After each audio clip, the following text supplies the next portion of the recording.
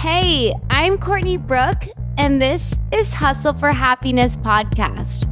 We are all on this journey to find happiness, and let's face it, it takes work. And honestly, it's not always rainbows and butterflies.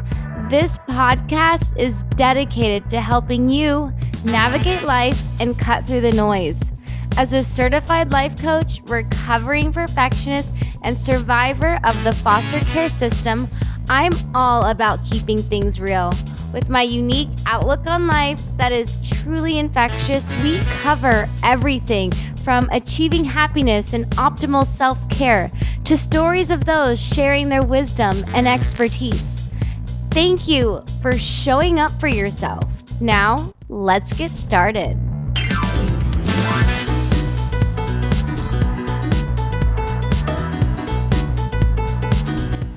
Welcome back to another episode where we are doing the advice column. It is long overdue. We haven't done it in probably 4 or 5 months. I'm going to say more towards 5 months just because I know it has been so long. I am so excited to bring this back. You guys are asking for it. And so without further ado, we're going to get straight into it. And just for those tuning in on what the advice column is I am a mindset coach. I have so much training, so much knowledge, so much studies, and you guys get to ask your questions. You guys get to dictate this episode based on what your questions are. It could be anything from sex to dating to relationships to marriage to, asking me personal questions about my wellness routine or how did I lose weight or why is your skin so clear? Like it can literally be anything you want it to be. And I'm an open book. Like I pride myself on not holding anything back. I share my side of it. And I just want to preface this. Everything is based off of my experience. Now, if someone does message in something where it's more coach based, I will preface that. It can be anything though. It can be personal. It can be career wise. It could be even asking me questions about being adopted, which I love when people ask me questions. I am an open book. I say that a lot and I mean that. So let's get into it. All right. This one's relationship based. All right. I haven't read these. I put them all together and I answer them on the cuff just so you guys know. I want to show up authentically for you, but I also have fun reading these in the moment and just seeing what comes up. All right, let's go. All right, so it says, I've been arguing a lot with my partner lately. How can we communicate better and resolve conflicts without it turning into a fight? One, fighting is never fun. I feel like when I fight with James, it's usually around stress or finances, but it's exhausting. It's emotionally exhausting and it just doesn't feel right? Doesn't feel right to argue with your partner, especially when there's so much other stressful things probably going on in your life. So first thing is you're arguing a lot with your partner lately. And I want to ask you, is it about something in your life, right? I'm arguing with my partner. What is not right with me? What is not sitting right with me? And maybe have you communicated the stress in your life with your partner? Because oftentimes we lack communication when we're fighting. I sometimes snap at James and I'm like, crap, he doesn't know how stressed I am. And maybe I should say, hey, I've had a long day. I'm snappy. I'm frustrated with myself. Please just meet me in the middle a little bit. So I just want to preface that. Where is your stress coming from? What is the source of your stress, right? It can be so many things. And, the main question here, though, is what I want to get to is how can we communicate better and resolve conflicts without it turning into a fight? So first things first. I notice right away when we're fighting, there's a lot of attack. There's a lot of defense. There's a lot of you statements. You made me feel this way. You hurt my feelings. Why did you do this to me? What I'm hearing is you. So first things first to communicate better is I statements. Using I statements displaces the blame from them onto you. So when you say, you did this to me, it's I feel like there's a lot of things happening to me. I feel like I am being blamed, right? When we take the you to the I, we put ownership back on ourselves. And it really does change the dynamic of our conversations or even our quote unquote fights, right? A lot of fights happen when we use attacking words. You did this to me. You hurt my feelings. That's another good one is when you say you hurt my feelings, I'm going to challenge you and say, no one can hurt your feelings, right? Secondly, have you shared your feelings were hurt. Hey, what you said last night really made me feel uncomfortable and it ruffled some feathers. I don't like when people say you hurt my feelings. It's such a victim word. You hurt my feelings. You did this to me. So just notice that right away, these I's and you statements. That's a huge way to express feelings without blaming the other person. Blaming can just turn something into a fight that's not necessarily a fight. And focusing on listening actively and understanding the person's perspective, right? Are you going into your fight just projecting and having them try to understand your side? Or are you going and saying, hey, I want to hear your perspective. I want to know where you're coming from, right? Are you seeking to understand in a kinder way? And I know there's so many layers to this. I don't know your fight, but these two things really do help. I statements, first and foremost, I statements, and then actively listening and seeking to understand their point of view. Just because we listen doesn't mean we agree, right? I've had to learn this one. I'm still working on this one. Just because we listen doesn't mean we agree. So listen and say, I hear you. And I actually feel differently, right? See how I put the blame on me? I feel differently. May I share with you how I feel about all of this? It's interesting. It changes the dynamic. It's a lot kinder. And just by me talking about this, James and I have had our fair share of fights lately. We've been bickering nonstop. I don't know what it is. I hate to say that the honeymoon phase is over. I think that is so silly, the honeymoon phase. Anyways, that's a whole nother podcast. But fighting is also okay. Fighting allows you to just get everything out that you're meant to. Get it all out so you don't hold that energy inside. So another thing is, how are you looking at fighting? Is it negative? Is it positive? I personally love when James and I fight because we actually let it all out. We clear the air and we don't go to bed upset. So that's like our rule. If you say stuff, say it with kindness, but also don't go to bed upset. Another one is maybe you have some boundaries you're not sharing. Maybe you have some boundaries that you haven't set or simply not respecting. So putting up those boundaries allows us to prevent misunderstandings and conflicts. What do I mean by that? When we put up boundaries, it's clear, it's definitive. We've shared, hey, this doesn't work for me. I do not like this, right? It's, hey, next time I would like this to happen. It's simply communicating your needs. And gosh darn it, that's so hard. I'm still working on sharing my needs. I'm actually going to therapy right now and practicing like the power of sharing our needs. I believe that boundaries, if you haven't listened to the episode, I have a whole thing on boundaries and actually why we should eliminate more boundaries. But some people are boundary besties. And that's totally fine. I'm personally not. How I see a boundary is, have I shared my needs? Have I spoken my truth? And if I haven't, what am I not sharing that I could share? And then use those I statements. I need space. I would like us to do this. This does not work for me. These are all just examples, by the way. So back to communicating and not turning everything into a fight. Boundaries. I statements, seeking to listen and understand their perspective right off the bat. Right off the bat, those are so important to just start noticing. So I encourage you in your next fight, listen to this podcast, save it for when you're ready, and just practice those 3 things. I think that's such a simple way to start off, and then we can evolve. Reach out. I'm super curious how this works out for you, but just go in with kindness. All right, next question. Let's keep rocking and rolling. This is another relationship one, but this is about friendships as I'm like kind of pre-reading the question, but I see friendship. So I'll read it. My friend and I had a falling out and I miss our friendship. How can I approach them to reconcile without making things awkward? There's going to be some repeats in this from the last question, but what I'm hearing is the falling out and you miss your friendship. What a great opportunity for you to say that. Hey, this space between us, I miss our friendship. I miss you being in my life. It takes one person to turn something around. It takes one person to share with love. And I encourage you by just seeing that first sentence is, I miss our friendship. Tell your friend you miss them. Write them a note. Call them. As I say in my client calls, my coaching calls is put the boxing gloves down. Put them down. Like visually see your boxing gloves. Like you have nothing to fight. Just say it with love. I miss you. I miss you in my life. Let's grab a coffee. Don't get in their head of, oh my gosh, what are they going to think about me? What are they going to say about me? Oh, they're probably going to just hate me. No, no, no, no. Don't do that.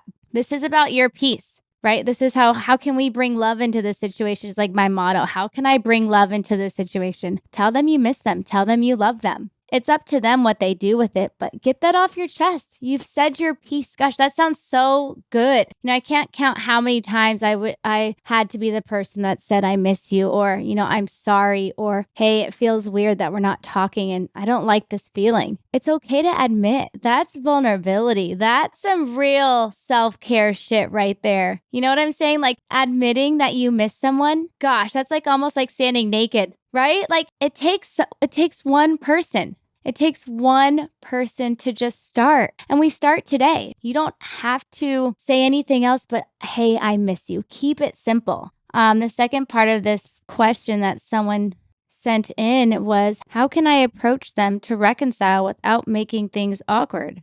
Why does it have to be awkward? It doesn't have to be awkward. Like it really doesn't. What makes you think that it's going to be awkward? Right? I'm going to ask you, why does it have to be awkward? I feel like the only person that's going to make it awkward is you, right? So what can you do? Just keep leading with love. If she's your friend, she loves you back. If he's your friend, I don't know if this is a guy or girl, but if this person is your friend, they're thinking the same thing.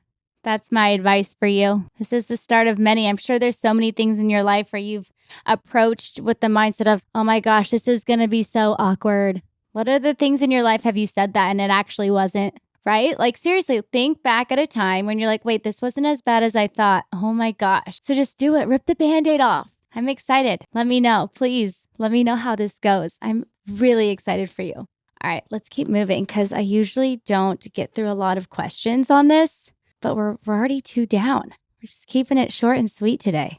All right, this is about personal growth. I often feel overwhelmed and anxious about everything happening in my life. What are some practical strategies to manage stress and regain a sense of balance? This is a good one. I get this one a lot. We all get these feelings of anxiousness. What first comes to mind is coming back to that present moment of where we're at. Are you being present in your life? I feel overwhelmed and anxious. When we're anxious, we're not in the present moment. We're thinking about the future. We're thinking about everything ahead. If I had a visual representation of what anxiety looked like, it would be a stack of papers with everything you had to do on each paper, one thing on every paper. And that top paper is the present moment. The top paper is what we focus on. So if that top paper says brush your teeth, that's what you focus on until you peel that paper away. I mean, just visually think of anxiety as a huge stack of things. That's like how much you have to do. That's anxiety. So come back to this present moment. Come back to, let's keep going with this toothbrushing example. When was the last time you sat and brushed your teeth without really focusing on anything else? No, I'm serious. Like feeling each bristle, brush every tooth, brushing your tongue, feeling the fresh water in your mouth. Okay, now I feel like I want to go brush my teeth. I love brushing my teeth. Okay, but seriously though, you guys, you're feeling overwhelmed and anxious about everything in your life. I'm going to ask you first advice, come back to that present moment. How do we do that? How do we come back to that present moment? 5 senses, my feet on the ground. What is under my feet? Right now, I feel my wood floors on my office. What does it smell like? Nothing really, but I'm smelling. So it's this 5 sense rule. Feet, touch, smell, sense, taste. My mouth is dry. I probably should have some water. Here, what am I listening to? Well, I have my headphones on, so I hear myself talking, right? You go through these 5 senses. You look around. Okay, I am okay. Where am I? Oh, I'm at this beautiful park. Oh, I just saw a bird fly, right? Like come back to that present moment. So do the 5 senses with yourself. Do that over and over, right? Anytime you're feeling anxious or overwhelmed, come back to that present moment.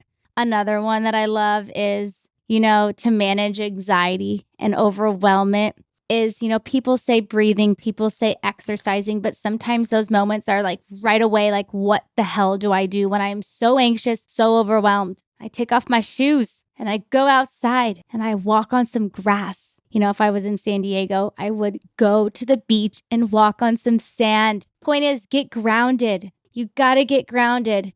Treating Anxiety or overwhelm, it can be like the flu, right? When you're sick, your nose is running, you have a fever, you know you're getting sick. Signs of needing to get grounded is restlessness, frustration, being snappy, overwhelmment, the term anxiety, right? We gotta get you grounded. So my advice to you is, one, come back to that present moment, the five senses. And then two, you can do meditation. I use the Calm app all the time. You can do breathing, putting your hands on your belly and doing the biggest breath possible. Like my hands on my stomach right now. And I literally want to feel my chest and my tummy and my hips expand.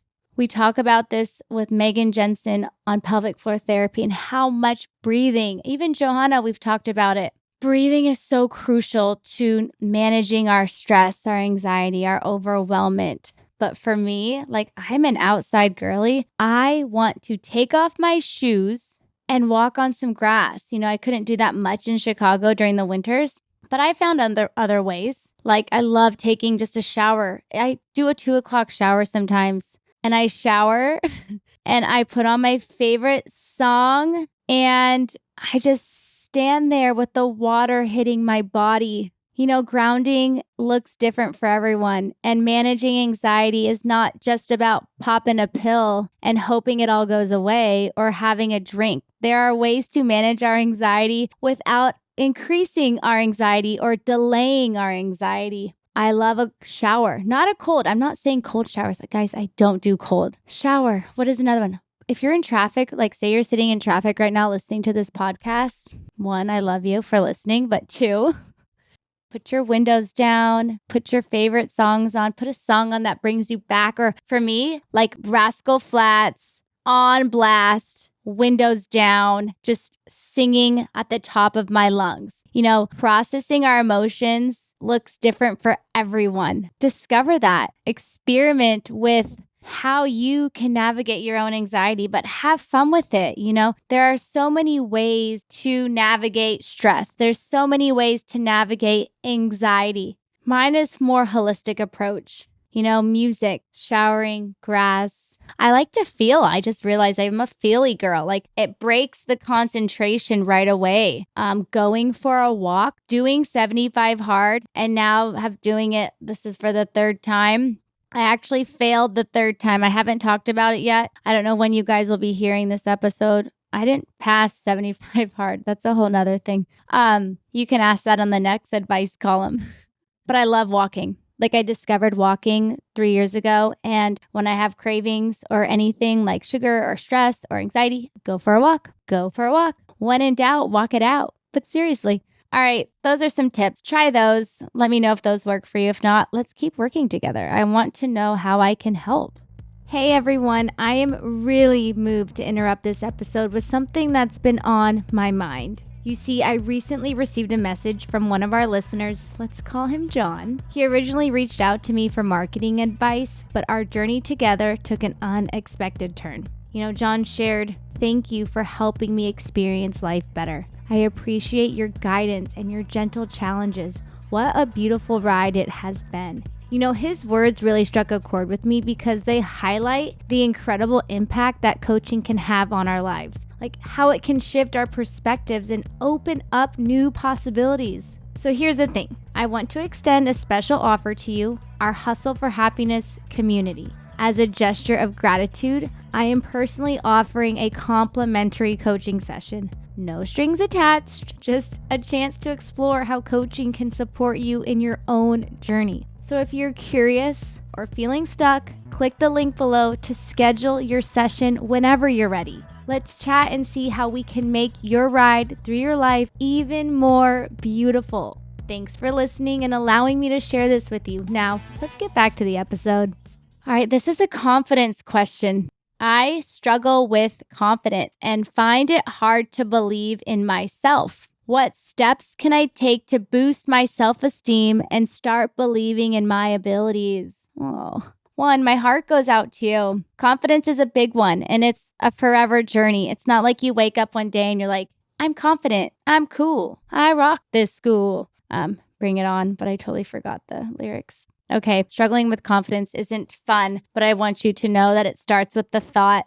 It starts with the thought of, oh, I am not confident. Stop telling yourself that first and foremost, because you are. I am confident. I am great. I am me, right? These affirmations are a huge one. When I find myself going down this comparison thing, that's where my confidence totally gets depleted. So my advice to you is if you're struggling for confidence and how to believe in yourself, I'm going to hate to say it, but clean up your social media, clean up what you're looking at, even in the mirror, clean up those thoughts that you tell yourself every time. I'm not kidding you. It's the way we talk to ourselves is the first and foremost thing.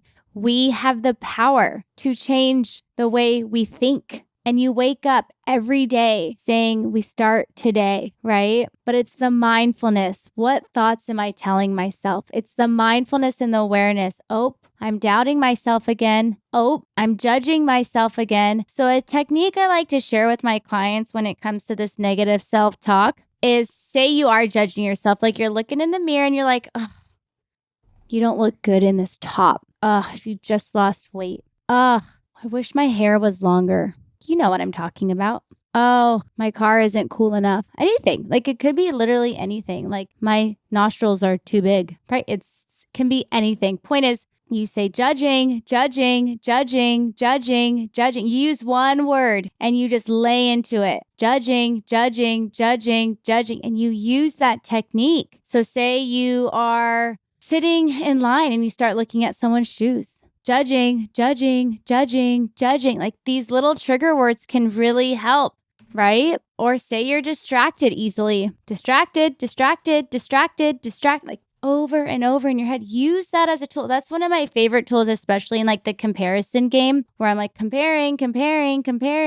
On social media, you are so distracted on social media that you don't even probably know your thoughts.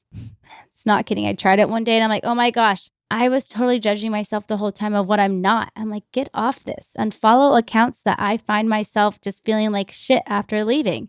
Real story though. Like I've cleaned up my social media so much that I'm just like so empowered on it now. Like it's a tool for me to feel positive. I stopped following a ton of fitness girls and their bodies and models and shopping. And my feed is like puppies, quotes, and like beautiful places to travel. Like it's a zen zone for me. So I know we all have social media, at least 99.99% of us listening to this podcast. I'm sure there's 2 or 3 of my listeners, and I know who you are, that don't have social media, and you're already one step ahead. But those that do have social media, clean up your accounts. Seriously, that helps so much with the way we talk to ourselves and the way we think we need something or the way we think like what we don't have, right? So my advice is use that tool, judging, judging, judging. I don't have a word for it. I don't have a term for it, but call yourself out. Call yourself out on what you're doing. That really helps with, this self-comparison trap, and it brings mindfulness and presence to the moment of your confidence.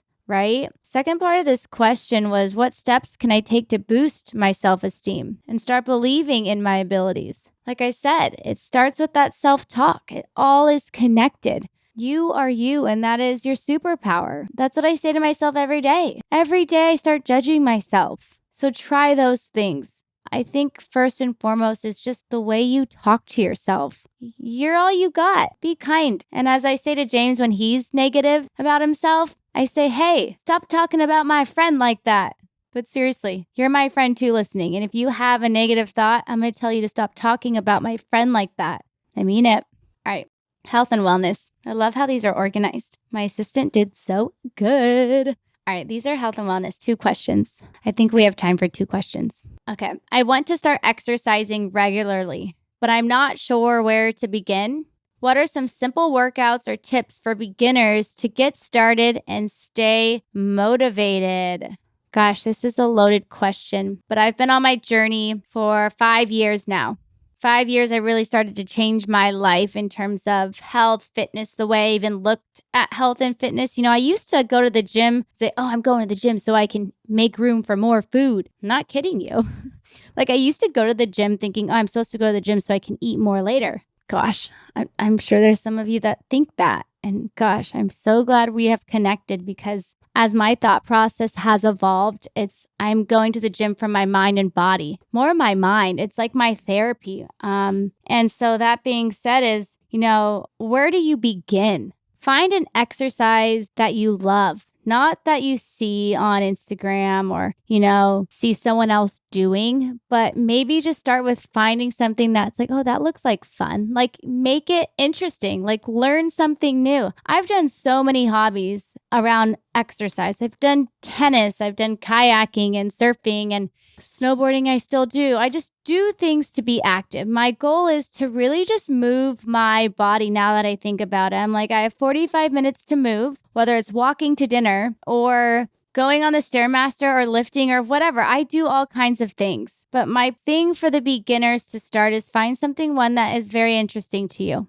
You got to be interested in it because you're going to be bored. And my advice to those that are currently bored in their workout routine and now aren't working out at all, find another thing. You have a whole life to try all these fun activities. It shouldn't be exhausting. It's a release. And that goes into my next point is it's the mindset around how we think about exercise. My goal is simply you got to move 45 minutes a day. I don't care what I do. I do the lawn. I'll go play outside with Olivia and do air squats. Like, I don't care. My first rule is 45 minutes of moving. That has helped me create consistency. And that's the next point.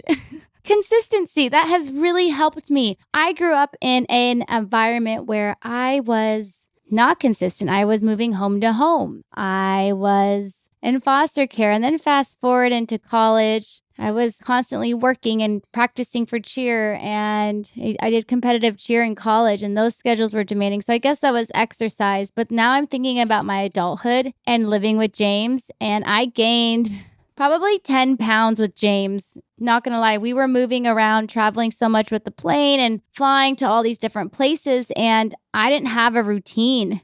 And I saw the way I looked in the mirror one day and I go, something has got to change. And it wasn't, oh, I need to do this exact fitness routine. It was my lifestyle needed to change. I need to be consistent with my health, what I put in my body, what I do with my mind. And so consistency is huge. It's so important for not only exercise, but consistency in our sleep. So I'm a huge 7 to 8 hour girly. Working out, I go 5 to 6 days a week, and I am consistent with that. I would say start with that. Put on your calendar and mark off for the next 30 days, 26 days to 22 days. You can do 5 days on, 2 days off, whatever you want. But make it a consistent plan. Like, I will work out 1 day a week. You do that for 30 days. I'm going to work out 2 days a week. It's not a sprint. It's just do one thing consistently and then add to it. Do that for 30 days and then add to it. What helped me keep my weight off was keep going, keep being consistent with myself, even on the days I didn't want to. And I mean that. It's some days you're going to not work out, but get back. Start today. I've hired personal trainers, and that really helped me a lot too, is hiring a trainer for the accountability. If you know that you're just like, I'm like, for me, it's not the working out, it's the food, it's the diet. I love food so much. I plan my whole day around food. So maybe it's hiring that trainer. You don't have to do this alone. Maybe it's you messaging me after you listen to this podcast episode and said, hey, I heard the advice column about your wellness advice, and I want someone to talk to about accountability. I'm here for you. But the consistency is huge. And when you get off that bandwagon, get back on. Don't judge yourself. Don't shame yourself. Just do it. Stop being so hard on yourself. That's really big. And I mean that. And I mean that so much. Be kind to yourself and just start today. I think there was another part of, and then they asked, how do I stay motivated? I still find ways to stay motivated. It's putting pictures of your future self up or a dress. I see those things. But for me, it's honestly telling myself I want to be healthy and I'm kind of obsessive about it. Like, for me, it's like I envision, like, what does this healthy person look like, and visualize that. Like, would this healthy person do that? A big thing for me is, I've committed to being healthy. No one else will for me. So I'm doing it for myself. I want to feel good, and I'm tired of feeling like crap. When I gained those 10 pounds with James 5 years ago, and now I've lost over 20 pounds over 5 years, or 25 pounds, I told myself, I am not going back to that. Not doing it. And I made that commitment to myself. So drinking less, less sugar, maybe making my desserts from scratch. Those are things that you have to study within yourself and stay motivated. But the biggest thing is if you fall off the bandwagon, just get back on. Don't wait for another Monday. If it's Tuesday, I'll start next week. Get back on the next moment. Get back on the next day, right? Like, don't judge yourself. I used to judge myself so hard that I'd go down a spiral and eat a whole box of cookies and then cry and be so upset that I'm like losing track. Now I don't do that, but maybe you need to eat that box of cookies and cry so that you start again. Maybe it's the evolution of you going through all this emotional stuff, the trials, the tribulations for you to say, hey, I've had enough. And that's where I was. I was like, hey, I've had enough. I'm done. I'm not doing this. I am committing to myself. And now, fast forward, I feel so good about my lifestyle changes. I'm making sleep a priority. I'm making water a priority. And I'm just being consistent with myself without judgment. So when we let go of the judgment, we can start to see our patterns. And that's my advice is don't judge yourself because that's where the motivation goes away. Like my heart is whoever messaged in on this question, my heart goes to you. It's a journey. It's a process. But please don't give up for your future self because it's just keep at it. Just keep going. Gosh, I think the biggest thing about staying motivated is, and effective strategies and staying motivated is don't think you have to do anything drastic. It's not drastic. It's not an extreme, right? It's not like that. It's baby steps. Like I said, work out 1 day a week, then 2 days. Or maybe like I used to do is I'll go 6 days without drinking. And 1 day I will have my drink. Fast forward, I go months without drinking now, but it took me so long to get there and reading a ton of alcohol books and just getting familiarized with what was so scary to me. So if you're not a good cook or you don't know how to work out, you might need to hire a trainer. You might need to hire a coach like me to help with your mindset around the relationship with food or your relationship with your body image. A lot of the times it doesn't have to do with exercise or a certain strategy. It's our mindset and how we treat ourselves. And so please reach out if that is you. We can talk about things. You guys, that's the end of the episode. I've had a really good time sharing. I love this part of the episode. I love this part of the podcast. I get to know you guys. I get to help you guys. So if you're needing advice or tips or wanting to know more about me or how to handle a situation in your life, again, this is your episode. There's a link below where you can email me, send in your advice. I encourage it. We're all in this together and we're all on this journey to find happiness. Love you guys. I hope today's episode left you better than when I found you. Make sure you hit the subscribe button and tune in every Monday to kickstart your week and set your weekly intentions with me. You can find me and HFH on YouTube, Instagram, and TikTok, or online at heycourtneybrook.com.